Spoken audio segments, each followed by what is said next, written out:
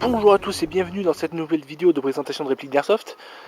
Aujourd'hui je vous présente un nouveau GPV, le Desert Eagle de fabrication WE de chez Siberian, parce que c'est du sous licence.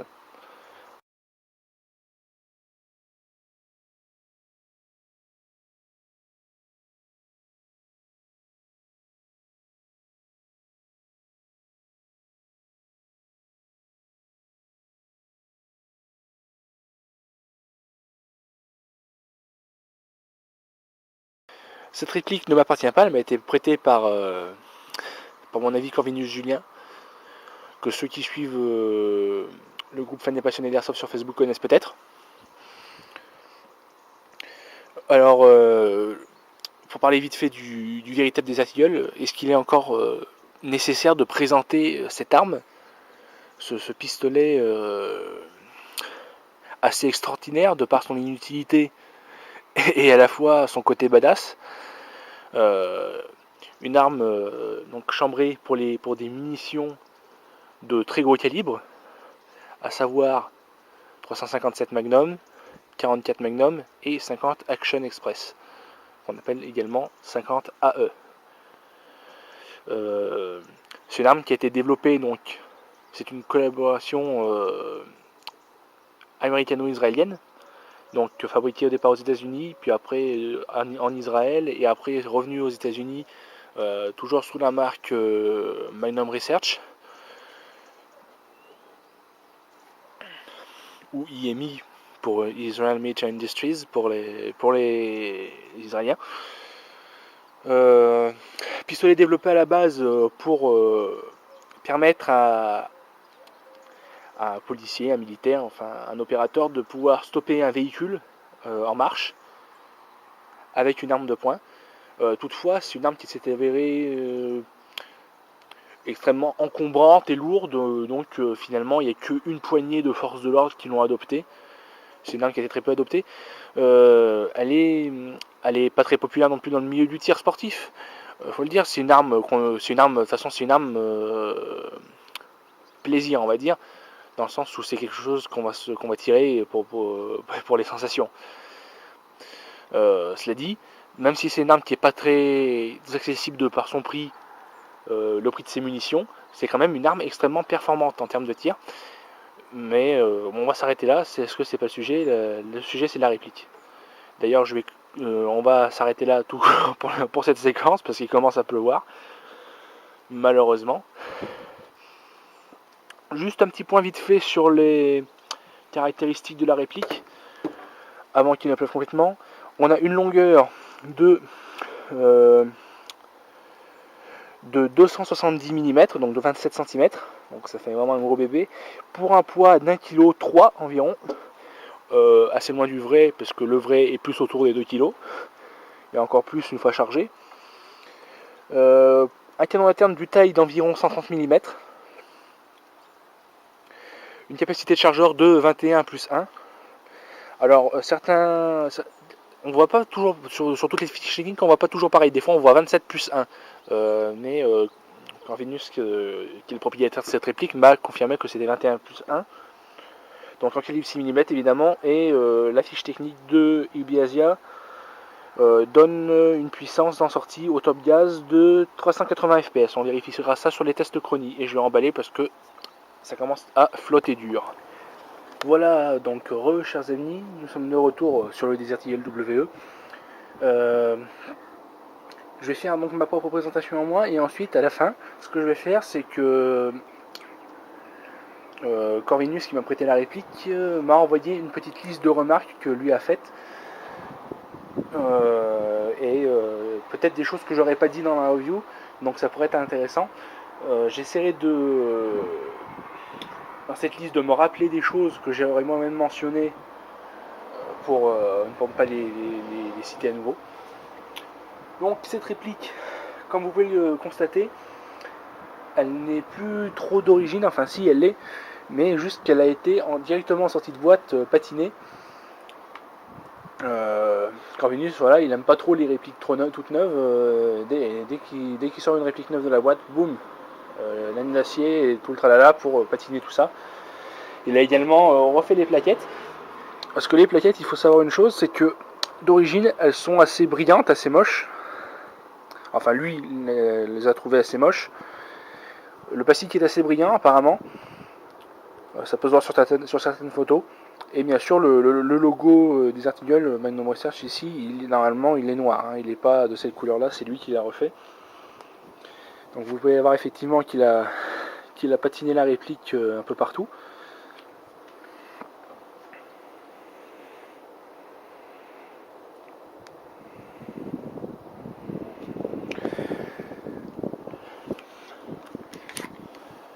Donc, on va commencer par le chargeur, tiens, comme ça sera fait.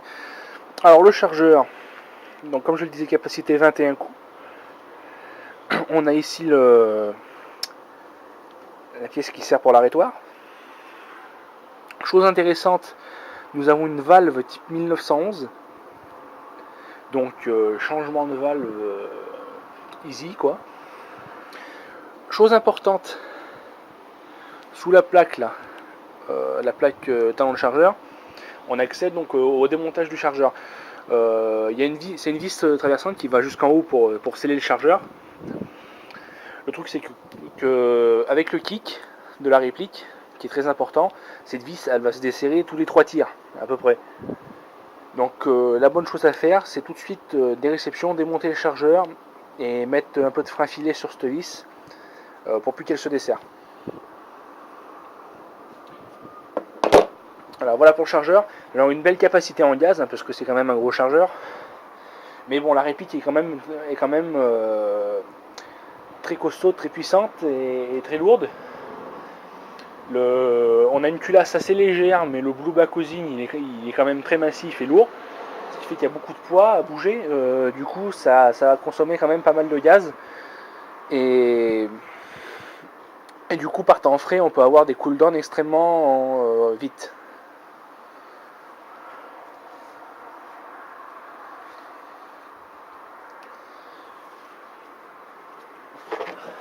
Niveau marquage, j'essaie de voir si la caméra peut me les faire un peu bien, voilà. Est-ce que tu veux bien me faire quelque chose comme il faut? Alors, je sais pas si on y verra grand chose, voilà, on a des marquages, donc c'est des très beaux marquages gravés. Hein. Faut savoir que cette réplique est sous licence Cybergun, mais WE a eu, comme on pourrait dire, carte blanche pour faire la réplique. En fait, le truc, c'est qu'à mon avis, WE, ils étaient partis pour faire leur Desert Eagle un peu de leur côté, comme ils font d'habitude, un peu en pirate, voilà, sans marquage, et de faire ajouter les marquages après par leur marque cachée HK3P ou une connerie comme ça, ou même des fois c'est les shops asiates eux-mêmes qui ajoutent les marquages. Mais là ils se sont dit, on a taffé sur une réplique, on a fait vraiment un truc bien qualitatif, on a vraiment bien bossé. À mon avis, ils sont allés voir Cybergun, ils ont dit, regardez, voilà ce qu'on a fait, est-ce qu'on peut s'arranger pour les marquages? Voilà, à mon avis, ça s'est un peu passé comme ça. Et étant donné que le produit est quand même très bon et qu'à mon avis il y aura pas mal de bons retours, il est possible que Cybergun à l'avenir accorde d'autres licences à WE. C'est déjà le cas d'ailleurs pour la Thomson, hein, qui sera sous licence également Cybergun. Alors Cybergun, on aime, on n'aime pas, de toute façon tout le monde aime les détester. Mais bon voilà, si c'est WE derrière, même voilà, si le prix, évidemment ça fait monter le prix, si c'est WE derrière, pourquoi pas, hein, j'ai envie de dire. Parce que bon, WE, on connaît, on sait que c'est du produit qualitatif et que s'ils sont vraiment, voilà, genre, c'est pas les 1911 KWC quoi.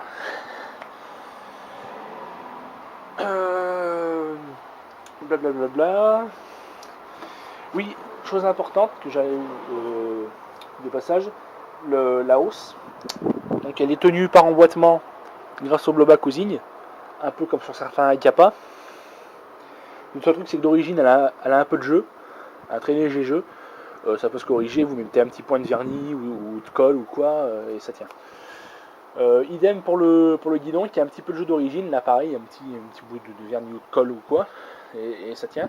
Par contre, on n'a pas encore trouvé comment il est fixé ce guidon, parce qu'il n'y a pas de vis, il n'y a pas de truc en dessous dans le canon. Donc on pense que c'est par emboîtement avec une espèce de bille et un ressort qui viendrait appuyer ou quelque chose dans le genre. Ah oui, j'étais sur les marquages, je suis parti complètement ailleurs. Donc les marquages, effectivement, donc de ce côté-là, effectivement. De ce côté-là aussi. Très beau marquage. Hein. Sur les grippes, évidemment. Sur l'avant de la culasse, et, enfin sur l'avant de la culasse, du canon également, 50 AE. Voilà. C'est vraiment une très belle réplique. Hein. Donc évidemment, tout métal comme annoncé. Je vais peut-être me mettre de l'autre côté, ça sera plus pratique. Là. Alors, comme annoncé également, on a bien une culasse full stroke, donc ce qui est vraiment très appréciable. La Marui, alors sur les GVP type Marui ou donc Marui, HFC, tout ça, la culasse elle va arriver à peu près, il me semble, plutôt à ce niveau-là. Elle va s'arrêter plutôt à ce niveau-là. Donc c'est quand même un petit côté, un petit gain de réalisme appréciable.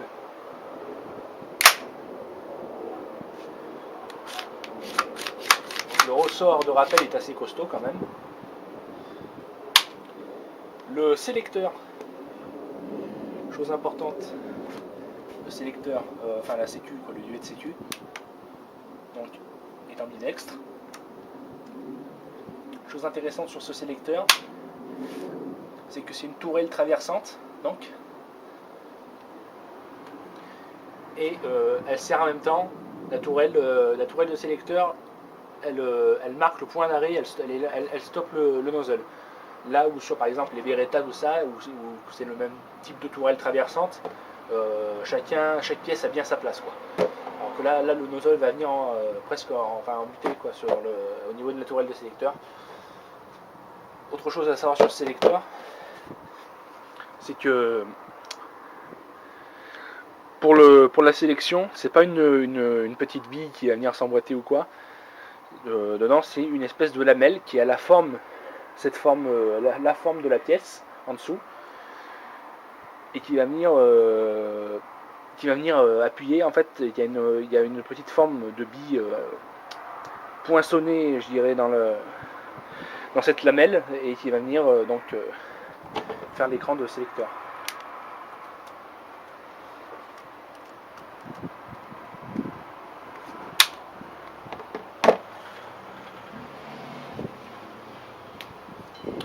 La détente.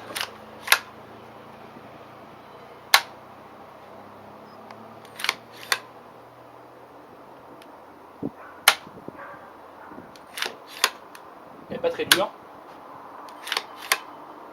Le reset, il faut vraiment ramener la détente à fond pour qu'il reset. C'est pas une détente de match, hein, on est loin de ça. La détente n'est pas très dure, alors il n'y a pas de bossette ou quoi, c'est vraiment ça part. C'est vraiment on appuie et ça part. Elle n'est pas très longue non plus, mais voilà, c'est une détente un peu particulière.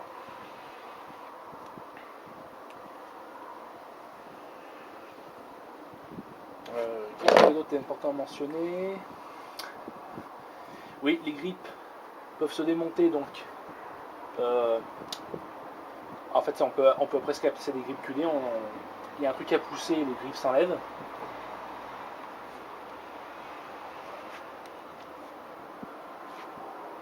On va passer peut-être au démontage. Il y a plein de choses à dire également sur le démontage. Alors, comme sur beaucoup de répliques, on va appuyer donc sur un bouton et basculer un levier. Donc ici c'est de ce côté. On bascule le levier.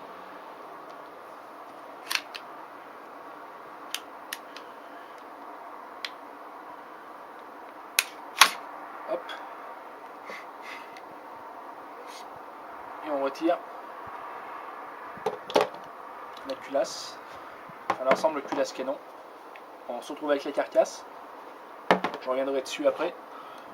Et on peut sortir le ressort de rappel. Je reviendrai aussi. Il suffit pour retirer le canon externe de l'emmener jusqu'au bout et de l'enlever. Voilà. Donc je vais procéder la pièce par pièce, petite analyse. Donc on va commencer déjà par le canon externe. Voilà. Très, très beau canon d'une seule pièce.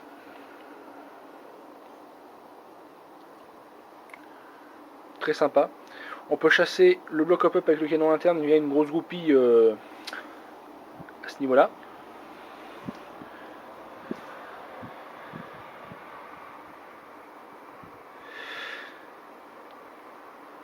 Le bloc hop-up qu'on peut voir ici, très semblable au bloc hop-up des M4 WE, qui ressemble beaucoup, un peu aussi à ce qui se fait chez Kajiwork notamment, sur les M700.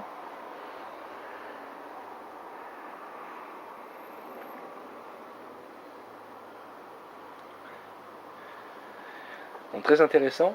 Chose intéressante également, je ne vais pas le sortir là, mais le bloc hop-up dans le canon interne. Donc canon interne, toujours comme d'habitude chez WE, sur les GVB c'est du 6.025 cm de canon interne. Et la chose intéressante, il faudrait voir, donc à mon avis c'est intéressant d'attendre jusqu'au rodage du joint, parce que le joint il a vraiment un bourrelet assez épais, donc qui va permettre de lever de la grosse bille notamment. Donc à mon avis c'est peut-être pas nécessaire de toucher au bloc canon joint. Il vaut mieux faire des tests complets, attendre de bien le rodage et tester différents grammages de billes, essayer de bien voir. À mon avis, c'est peut-être pas nécessaire de le changer. Voilà. Ensuite, un petit tour sur la culasse. Donc,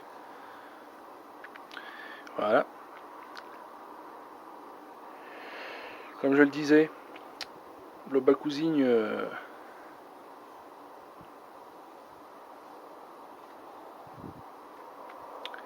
assez massif. On voit pas grand chose, je vais essayer de...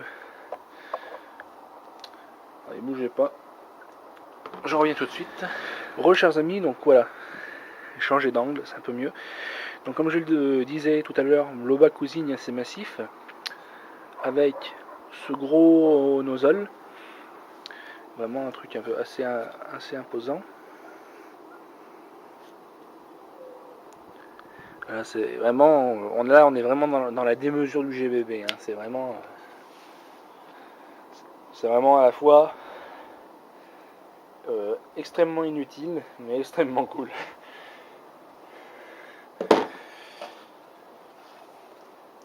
On passe ensuite, elle est là, la tige guide, enfin les tiges guides. Chose intéressante comparée au Marui, c'est qu'on a un détrompeur à ce niveau-là. Et que les tiges à la fin n'ont pas de pièces comme sur le Marui où là ici c'est tenu par une pièce, elles sont libres. Du coup il y a vraiment très peu de chances de se tromper de sens. Donc c'est vraiment pas mal. Et on finit sur la carcasse. Alors carcasse, voilà, avec le mécanisme. Alors dans sa vidéo, Ding Chavez il disait ça ressemble un peu au système 1911 avec la tringle de détente. Alors oui et non. Oui parce que ça a globalement une forme un peu de U comme les tringles de détente de 1911, mais en fait c'est pas le même genre de fonctionnement. Là ça ressemble plutôt à quelque chose. Ça ressemble plutôt à ce qu'on voit par exemple sur les CZ75 Kajiwork. Ouais.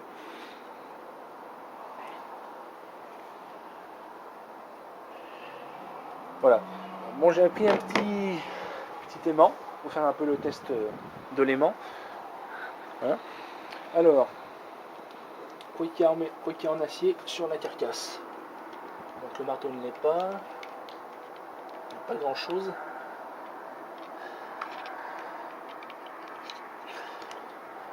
Il n'y a pratiquement rien, sauf une ou deux goupilles.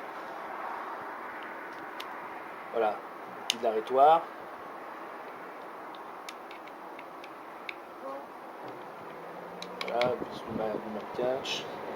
Voilà,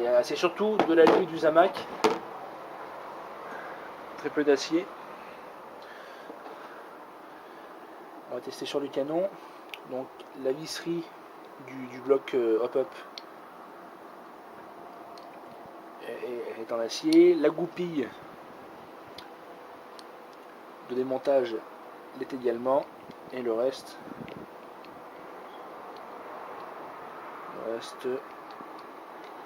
c'est miette. La tige guide, donc évidemment les ressorts. Donc la tige guide est en acier. Tige guide en acier, ça c'est sympa. Dans la culasse, voyons voir.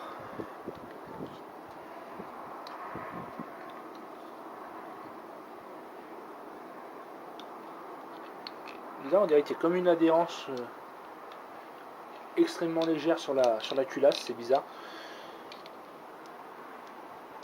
Donc les vis des tourelles de sélecteur. Oui, aussi j'ai oublié, voilà. On a un faux fire in pin. Donc encore un petit plus de réalisme, ce qui n'est que mieux. Voilà, après, non, voilà, pas grand chose d'autre. Alors j'en profite là que c'est démonté pour aller encore dans notre truc. Je sais pas si on va bien le voir à la vidéo, j'espère. À l'avant, je sais pas si on le voit bien là, mais il y a un espèce de petit trou au-dessus du nozzle. Et en fait, c'est un petit trou pour éviter que lors d'un retour de culasse, donc qui est quand même violent, si la vis de votre bloc hop-up est trop desserrée, éviter que ça vienne, que la vis vienne taper, que ça vienne taper dans la vis ou quoi. Donc voilà, c'est bien pensé de la part de WE. Bon, je vais remonter tout ça. Voir un peu comment ça se fait, parce que c'est la première fois que je l'ouvre. Alors, on va commencer par remettre le canon. Voilà. On va remettre la tige guide avec le détrompeur de chaque côté.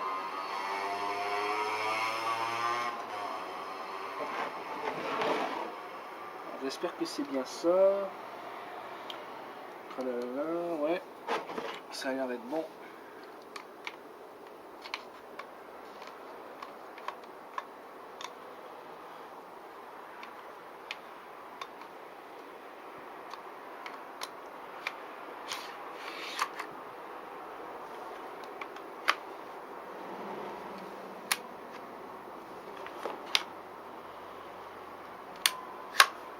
Voilà, c'est simple, très facile.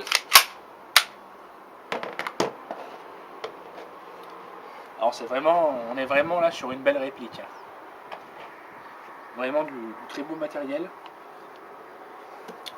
La WE, ils sont au sommet de leur art, j'ai envie de dire. On a des barcages qui sont jolis, on a une belle construction tout métal, la culasse full stroke, le fire in pin, les rayures dans le canon qui sont modélisées. C'est vraiment une très belle réplique. Alors c'est une réplique que je sais pas si je me rappelle plus si j'ai dit au début, parce que il y a quelques jours que j'avais fait l'intro. Ça coûte entre 130 et 135 $. Donc à l'étranger, c'est pas encore arrivé en France. Le modèle Chrome Silver n'est pas encore disponible, il est toujours en précommande à l'étranger. Lui par contre coûte 180 $. C'est un poil cher à mon goût. Mais bon, voilà, 135 $, c'est abordable pour une réplique de cette qualité. Après, en France, soyez sûr que ça va être beaucoup plus cher. Quand ça va arriver en France, ça va être assez coûteux, si ça arrive en France. Donc voilà,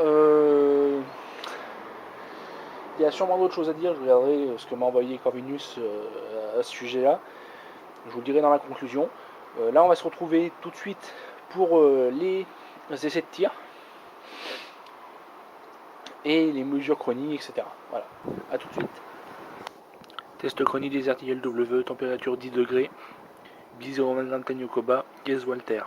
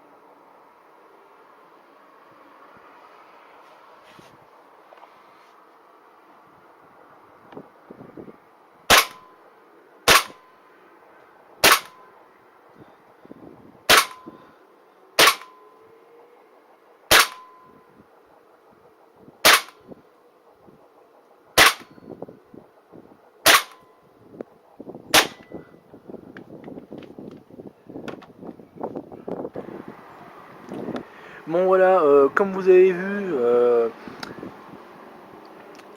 chrony ne prend qu'une mesure sur deux à peu près. Le truc c'est que le kick du PA est tellement fort que je suis obligé de tenir le chrony en même temps et le PA. Et le kick du PA fait que la bille des fois elle part de travers ou le PA cogne dans le chrony. Donc voilà, des fois il prend pas la mesure. Mais j'ai refait des mesures hors caméra hein, pour être bien à l'aise. Parce que le truc c'est que si pour mettre la caméra bien dans l'axe du chrony, je suis obligé de la mettre presque dans l'axe du trou de tir quoi. Donc c'est un peu embêtant. J'ai refait des mesures hors caméra et je suis à environ 325 fps de moyenne. Pour 10 degrés, Diaz Walter et bis 0,20 g Tanyokoba. Voilà. Bien, nous nous trouvons à 15 mètres pour le test du Desert Eagle. Je vais commencer déjà par tirer sur les espèces de barils bleus que vous voyez à gauche, parce que ça représente à peu près plus ou moins un torse humain. Et ensuite, je vais essayer de taper un peu les plaques sur la droite. Je vais pas essayer les petites plaques du fond parce que le hop-up est encore en rodage. Et en plus avec la vue que j'ai, sans aide à l'Alizé, c'est chaud de tirer une réelle conclusion sur les précisions en tentant ces plaques là.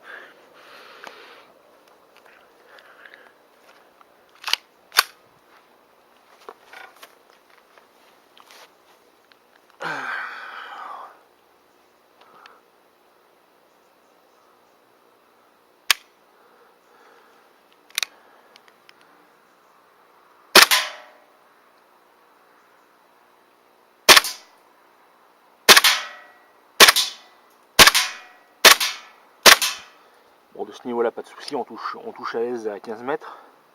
Essayons les plaques.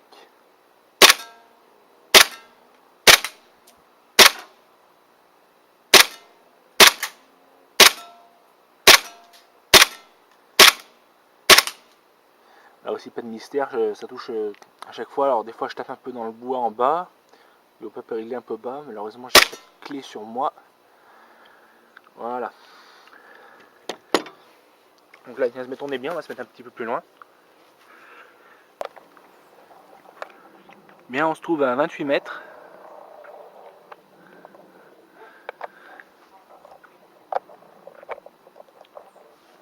Donc c'est parti pour le test.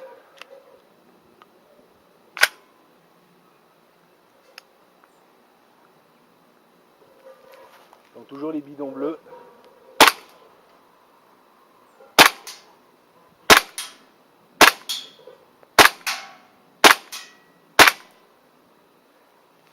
Et les plaques, les grandes plaques à côté.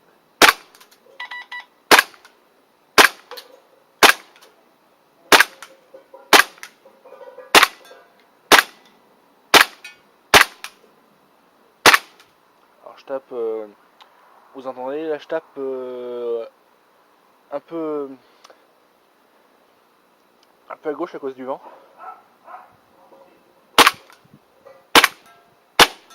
Voilà, j'ai rectifié sur les 2-3 de la fin. Mais on est encore très bien là, à 28 mètres.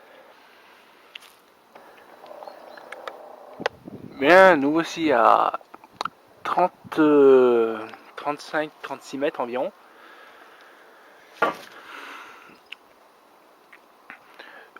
Voilà, donc comme d'hab, bidon bleu et les plaques à droite. Ça va être chaud parce qu'en plus là j'ai été obligé de me mettre un peu en hauteur et j'ai le vent qui me vient complètement sur moi.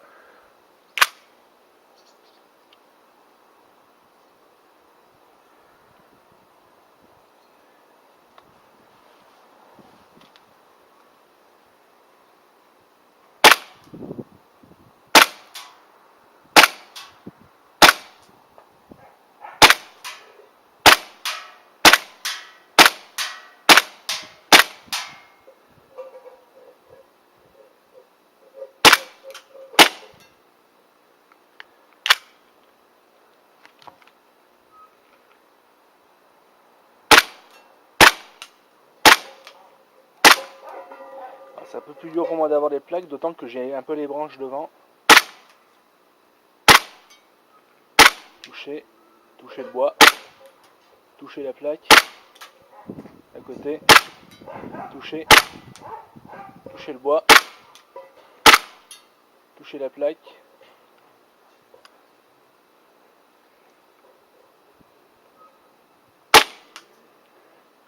Et toucher le bois. Alors, quand je parle du bois, je parle du cadre en bois autour de la plaque. Donc voilà, malgré le vent et tout, non, c'est pas mal, c'est pas mal.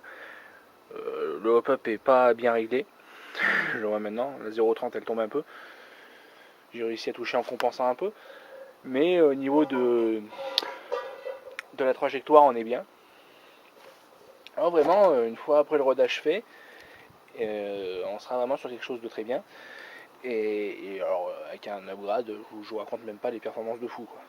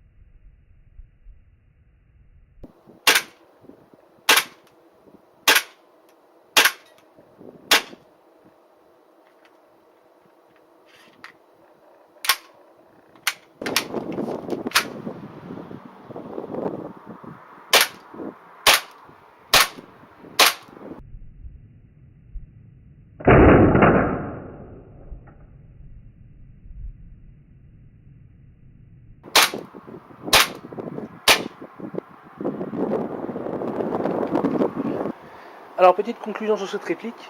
Je vais d'abord faire le point sur ce que m'a dit Corvinus sur le message qu'il m'a envoyé avec toutes ces remarques à lui. Il y en a que j'ai déjà faites, hein, évidemment. Alors, première chose, pas de follower manipulable sur les chargeurs. Donc oui, effectivement, ça j'avais oublié de le dire. WE, ils ont fait un peu comme sur la plupart de leurs chargeurs GBBR, c'est-à-dire qu'on n'a pas accès à la conduite de billes.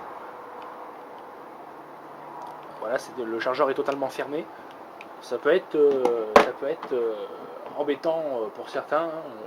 Voilà, je dis pas, moi je m'en fous, hein, parce que bon, étant utilisateur de GBVR, je suis habitué. Voilà, de toute façon, il va falloir y aller au baby loader ou à la chargette, comme vous voulez. Alors, Corvinus, c'est aussi la remarque, notamment sur la mécanique.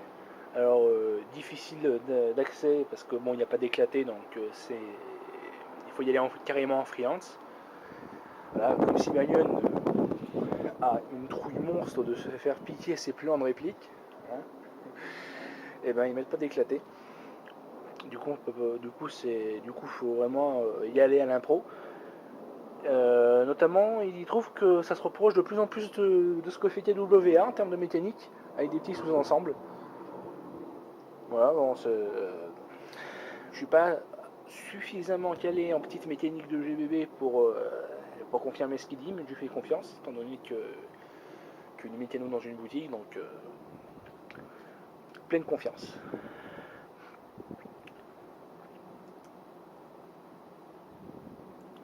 Donc effectivement, il confirme le système de détente comparable à celui du C775 KJ. Bon voilà, tout le reste je l'avais plus ou moins dit. Donc conclusion sur cette réplique, c'est selon moi, en termes d'esthétique, de plaisir, tout ça, le meilleur Desert Eagle qu'on ait eu jusqu'ici en airsoft. Voilà, le Marui est très bien, hein, évidemment. Je suis pas là pour cracher sur les Marui, HFC ou quoi, ce sont des répliques qui sont très bien. Mais là, on est quand même sur quelque chose d'un plan supérieur. Hein. On est sur du tout métal. On a la culasse full stroke, on a le fire in pin. On a le gros block up assez facile d'accès. On a le canon externe d'une pièce, on a la tige guide, les tiges guides moins chiantes à placer que sur le Marui. Voilà, on est quand même sur un produit que WE a mis du temps à sortir, que WE a bien étudié et que WE a bien développé, et finalement on est sur un excellent produit. 135$, c'est pas du haul, loin de là. 180 pour la version Silver, c'est peut-être un petit peu exagéré, mais bon, voilà, la version Silver, je craquerais bien quand même. Voilà. Bon, peu d'acier, hein, comme d'habitude chez WE, surtout de l'aluminium et de l'alliage de type Zamac. Bon, c'est voilà, c'est le choix de la marque aussi pour essayer de proposer un rapport qualité-prix dans une tranche basse. Voilà. Sachant que voilà, un kit guarder, par exemple, pour un Marui, il va vous coûter, allez, pour le modèle de base, noir de base, peut-être 150 balles. Autour de 150 balles minimum. Soit le prix de cette réplique. Et encore, faut le retoucher, parfois le kit guarder pour Marui, et de toute façon il n'y a pas la culasse full stroke, tout ça. Alors c'est bien, oui, je les vois venir, hein, les adorateurs de Marui qui vont dire ah machin, la fiabilité Marui, ouais, bon voilà, là ce Desert Eagle là il est très bien aussi, il fonctionne très bien et il fonctionnera longtemps avec un entretien digne de ce nom. Voilà, il n'y a pas de raison. Et notamment pour les collectionneurs, les marquages du Marui n'étant pas 100% conformes, les collectionneurs iront surtout vers celui-ci. Là, c'est vraiment pour la collection ce qu'on a de mieux. Voilà, donc là, dans la liste des inconvénients qu'on pourrait trouver à cette réplique, parce que bon, elle n'est pas non plus, même si elle est très bonne, elle n'est pas non plus parfaite. Il y a notamment la puissance. On a vu que c'est très puissant pour un GBB. Donc, soit vous jouez en principal avec, soit votre association autorise cette puissance, soit vous engagez, soit vous gardez comme PA, mais vous engagez à la même distance que les AEG, donc finalement c'est pas très intéressant. Mais à mon avis, alors faut voir, on va regarder, hein. De toute façon je tiendrai au courant là-dessus, je mettrai peut-être un truc dans la description de la vidéo. mais à voir si la requête valve est pas remplaçable par un NPAS Ratec, à voir si c'est le même genre de valve que sur un 1911. Dans l'idéal, ça serait bien pour pouvoir remplacer par un NPAS, sinon il y a de fortes chances, si la réplique se vend bien et que ça marche bien, qu'on voit soit arriver des nozzles low power arriver sur le marché, un peu comme le font GHK et d'autres, ou TWA par exemple pour ces MP9, soit des valves type NPAS, donc soit par Ratec, LG, Airsoft, Angry-Guns, tout ce que vous voulez. Voilà, donc ça serait bien. Voilà, c'est vraiment la puissance, c'est vraiment le défaut principal de cette réplique. C'est sa forte puissance. Après, en autre défaut, à part le fait qu'elle soit lourde, encombrante, il n'y en a pas tellement. C'est-à-dire que ça fonctionne bien. Alors oui, ça consomme énormément de gaz, mais bon, quand on achète ce genre de jouet, c'est pas pour faire des économies en gaz ou autre chose. Pensez quand même à bien lubrifier votre réplique avant d'en avoir besoin, surtout pour un gros machin comme ça qui doit bouger un poids assez conséquent.